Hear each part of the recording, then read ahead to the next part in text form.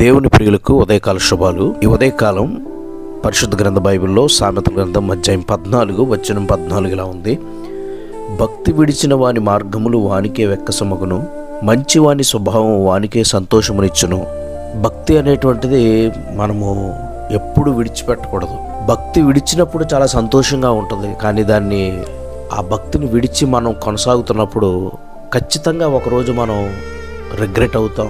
ఖచ్చితంగా ఒకరోజు మనం ఎందుకు భక్తి మానేసాం అనేటువంటి ఒక బాధ నీ హృదయాన్ని కలిచివేస్తుంది ఏదో ఒకరోజు. అదే జరిగింది లూకాసు వార్త అధ్యాయం 15 వచనం 16లో ఆ కుమారుడు విషయంలో.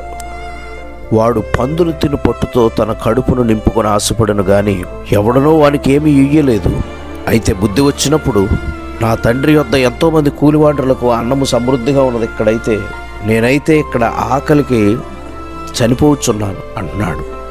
పిల్లారా, తండ్రితో ఉండి తండ్రి ప్రేమలో కొనసాగుతున్నంతసేపు తనకి ఏ ఇబ్బంది లేదు. అయితే తండ్రిని అనగా దేవుని సహవాసాన్ని, సన్నిధిని విడిచిన తర్వాత తన జీవితం తనకే వెక్కసంగా మారింది. ఈ రోజున మన భక్తి మనకు ధైర్యం పుట్టించేదిగా ఉండాలి. ఈ రోజున భక్తి విడిచిన వానికి ఒకరోజు తన జీవితమే తనకు వెక్కసంగా మారిపోద్ది. కనుక దేవుని యందల భయభక్తులు కలిగి ఎప్పుడు కొనసాగుదాం. మన జీవితం మనకు వెక్కసంగా మారకూడదు. మన స్వభావం, మన భక్తి మనకు సంతోషాన్ని కలిగించే విధంగా ఉండాలి. కనుక ఆ భక్తిలో కొనసాగుదాం. దేవుని యందల భయభక్తులు కలిగి జీవిస్తూ దేవుడిచ్చే ఎన్నో ఆశీర్వాదాలకు పాత్రలవుదాం. దేవుడి తలంపులు ఈ ఉదయకాలం మనందరిలో దీవించి ఆశీర్వదించును గాక. ప్రార్థన చేసుకుందాం.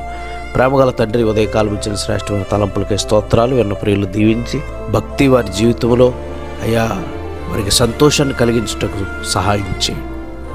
భక్తి విడిచే స్వభావం ఎట్టి పరిస్థితుల్లో వారి జీవితంలో వారు అనుభవించకుండా భక్తిలో కొనసాగే భాగ్యము దయచేయండి. ఆ దేశ నాయకులు, రాష్ట్రం, ప్రభుత్వం పాడిన పంటను దీవించి బలహీనలు బాగు చేసి వ్యాధులు స్వస్థపరచండి. మేము మా జీవితంలో మొదటి స్థానం మీకు ఇవ్వడానికి వాక్యం, ప్రార్థన, పరిశుద్ధ ప్రేమ కలిగి జీవించే కృప దయచేయమని క్రీస్తు నామములో ప్రార్థన అడుగుచున్నాము తండ్రి, ఆమేన్.